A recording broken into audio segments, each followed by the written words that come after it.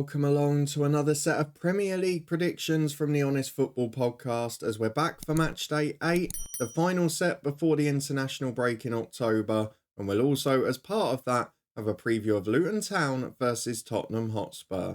As part of that, we'll have a look back at the midweek game between Luton and Burnley, and of course to the game between Spurs and Liverpool last weekend. But firstly, as always, I'll encourage you to get involved with your Premier League predictions for this weekend. If you beat or match my score, you'll get a shout out in the next recap after the international break, and we'll do the one for the last match day a little bit later on today. But now, let's go and look ahead to Luton Town versus Spurs. And it's a game as a Luton fan, to be honest, that you probably have to be a bit worried about, because Spurs are unbeaten and revolutionised under Ange Postecoglou. Luton have had to play an extra game in the midweek and lost it in heartbreaking fashion late on against a potential relegation rival. So it's not looking particularly good at the moment after the euphoria of that first Premier League win against Everton last weekend. However, football thankfully doesn't work like that, albeit I'm finding it hard to make a case for my team this weekend. Let's look back at Luton's last week, because it started with euphoria at Everton, a brilliant performance, gritty defensively, exceptional from set pieces, and a lovely finish from Carlton Morris for the second, a very good win away from home, and continuing the theme of last season, where we were better on the road than at Kenilworth Road. The problems come though, with the extra game in midweek, in which it was very physically exerting for the first half because Burnley were probably just a better side, certainly had more of a threat on the counter-attack and had a few near misses and a few efforts on goal before eventually getting their opener just before the break. The second half, almost a flip reversal of that. Rob Edwards changed shape after about 10 or 15 minutes of the half, and Luton then had a bit of an onslaught at the Burnley goal. They were penned in their half, they were having set pieces, they were getting crosses in. Didn't work the keeper a huge amount, but a few near misses with headers from corners. And eventually, a first Premier League goal did come for Elijah Adebayo, which provided the equaliser off the bench. But Burnley did exactly what you'd want to do in response. Instead of feeling deflated after conceding the equaliser, they went straight and scored from the kickoff. Now, the finish was absolutely brilliant from Brun Larsen when the TV viewers eventually got to see it, because I think they were still showing the celebrations from the Luton goal when that one went in. But literally from the kickoff, it's unforgivable. And I'm not going to go overboard with stupid critical comments, because this Luton side is built on being one of the hardest working teams I've ever seen. But it wasn't a great moment, and it's the sort of moment that is more likely to cost us this season than losing by 3 at Brighton and Chelsea. From the kickoff to not make a challenge as they work the ball from left to right, it's a bit frustrating, to be honest. And it's the first time this season I've been a little bit disappointed with something that's happened, because you can get done by quality, you can make individual mistakes, but that was just a really poor moment for the team. So something that's going to be important to try and lift the spirits from. You saw Rob Edwards post-game looked incredibly deflated. A few of the Luton players did as well. You do wonder if that's going to have an effect, but I guess maybe this is the right type of game to have a few days later, because it is a bit of a free hit. Nobody expects anything other than a Spurs win on the TV. Early kickoff on Saturday. They've had a week off, Luton haven't. But will it work out that way? That's going to be the big question. Let's look at Spurs to try and work out whether there's any chance of a Luton win, because Spurs have started the season brilliantly under Ange Postecoglou. I don't think we need to say much more on that. It has been covered extensively. They're playing a different style of football. They're more aggressive. They're more front-footed. They've obviously got more pace up front naturally due to Harry Kane leaving and Son now playing through the middle. And that creative spark of Maddison in the number 10 role, particularly if Luton set up as they did on Tuesday night, is definitely going to be a cause for concern. Now, there's probably been more talk about the Spurs-Liverpool game than any other Spurs game this season, including the North London derby. But not for anything Spurs did, and not for anything that happened on the football pitch. More for what happened in a VAR room and a very dodgy audio conversation. However, there was a chink in the armour with Spurs when Liverpool had a man sent off. We saw the way that Ange had set Spurs up with the passing patterns, with the triangles, with the counter-attacking play, the quick movement through the lines. But one of the problems we did see is that when they were playing against a compact 10, they struggled a bit. Now, I'm hoping that Luton are going to set up that way anyway and have a fairly compact 11. I don't think there's a choice, quite frankly. And maybe getting someone sent off is the best thing we can do, I don't know. But on a serious note, I do feel Luton will set up in a very different way. I feel they have to go back to the 3-5-2. I did call for it on Tuesday night. I think it has to happen this weekend. We saw even against Burnley, and you look at where the first goal came from. Sander Berg, free as a bird in that number 10 position. The two midfielders beaten, and then you just run in at the rack free, which is always going to cause a problem. So I feel he might have to go for the three in midfield again. Have Nakamba sitting with two in front of him. You've got the likes of Pelly Chong who can cover distances. Maybe even Ross Barkley back on the bench this weekend. Maybe those can make a bit of a difference for us. But I just feel looking at where Spurs are weakest, they are poor defensively as well.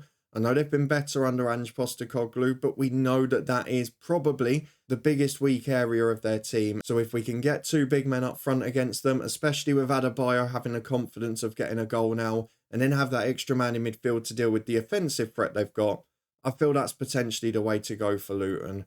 Ultimately, it would be beyond bias to predict anything other than a Spurs win. I think we all know this is the type of game that's not going to define a season. Spurs will be in the top 7 and make Europe this year. There is no doubt about that.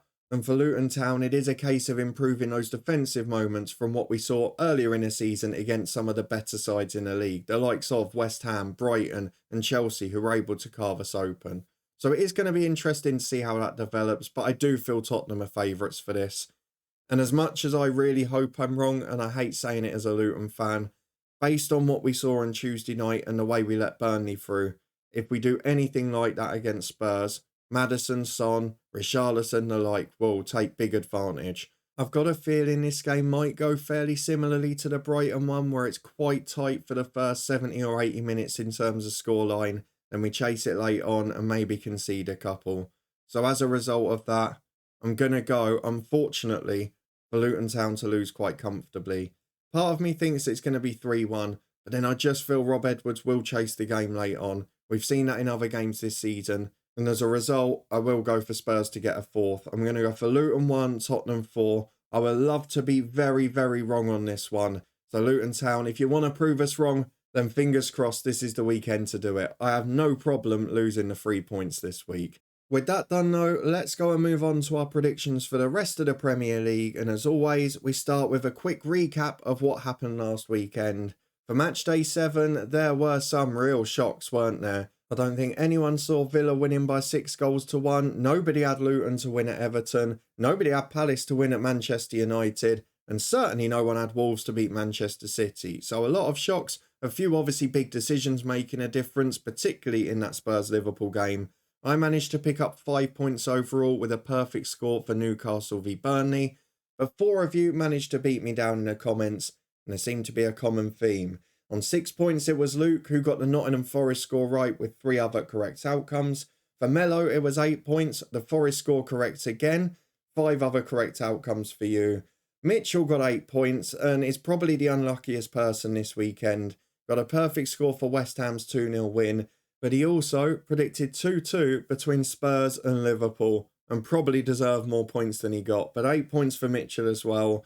And then top of the tree, Kurt Take a Bow. 12 points, 3 perfect scores, albeit some fortune with the Spurs-Liverpool 2-1.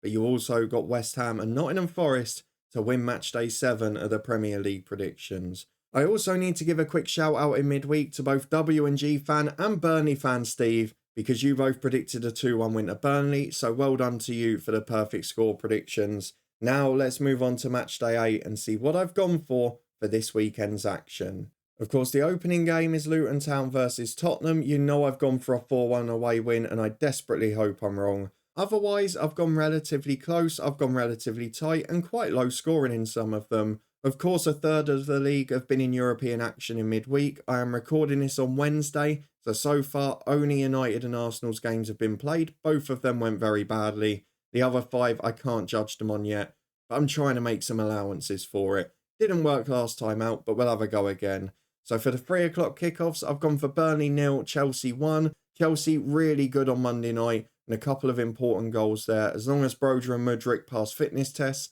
I think they'll just do enough. But well done to Burnley for their first Premier League win, as much as it was disappointing for us. For Everton, I think they'll bounce back with a 2-1 win at home to Bournemouth. That is a crucial game down there. Fulham, Sheffield United likewise. I've got a feeling Sheffield United get something out of this. And I know last time I said that, they lost 8-0 to Newcastle. I'm going to go for a 1-1 draw at the Cottage. Manchester United v Brentford. Was very tempted to go the other way, but I am going to go for United to nick a win. Despite the disappointment on Tuesday, Højlund showed some form, which is important for them. I've gone for Palace to nick a 1-0 against Nottingham Forest. Palace had a brilliant win at Manchester United. Forest, a little bit of a slow start to the season and not winning those home games at the minute either. For Brighton Liverpool, both sides in action on Thursday night. I've gone for a 2-2 draw. Brighton will be better than last time. Liverpool, of course, had to play a lot of the game with 10 men. I'm sure they'll rotate on Thursday to rest people though. West Ham v Newcastle, I've gone for a 2-0 home win. Newcastle have a massive game at home in the Champions League, and I just feel that there'll be a bit of a hangover. Again, last time I said that they won 8-0, but I think West Ham at home will just nick the win. Wolves v Aston Villa, I've gone for a 3-1 away win. Villa have got to take advantage of their strong start to the season, and particularly that big win last weekend. And then Arsenal-Manchester City finishes us off, and I've gone for a bit of a surprise, I think. Of course, key players are missing for both sides, with Rodri suspended for Manchester City, Arsenal without Martinelli, and possibly Saka after Tuesday night. I really don't know which way this is going to go, and I could easily see either side winning. But I'm going to go for a big bold decision of back-to-back league defeats for Manchester City. They've got a tough game in Leipzig on Wednesday night, so I'm going to go for Arsenal to nick it by 2-1. I'm sure there's a few results there that will make me look very silly come the end of the weekend. But those are just my predictions for Matchday 8. Do you agree or disagree? Let me know in the comments below. As always, give me your predictions for all of the fixtures, and if you beat or match my score, you will get a shout out in a recap in the next episode. That will be in 2 weeks' time after the international break, but don't worry, we've got you covered in the meantime. Championship predictions will be back tomorrow. You can come and get involved with those ones as always. And then during the international break, we've got another Luton themed interview for you. Should be a pretty fun one, this time from a one club man. We'll also have League One shorts predictions throughout the international break too. And if you haven't had enough of me over here, FM24 is on the horizon, and you can follow my gaming channel and join us on Twitch for regular football chat and football manager content. But thank you very much for watching as always. If you enjoyed it, please do put a thumbs up on the video. Subscribe and turn that notification bell on to stay up to date with everything across here. But for now, a big thank you for watching as always, and we'll see you tomorrow for our weekend championship predictions.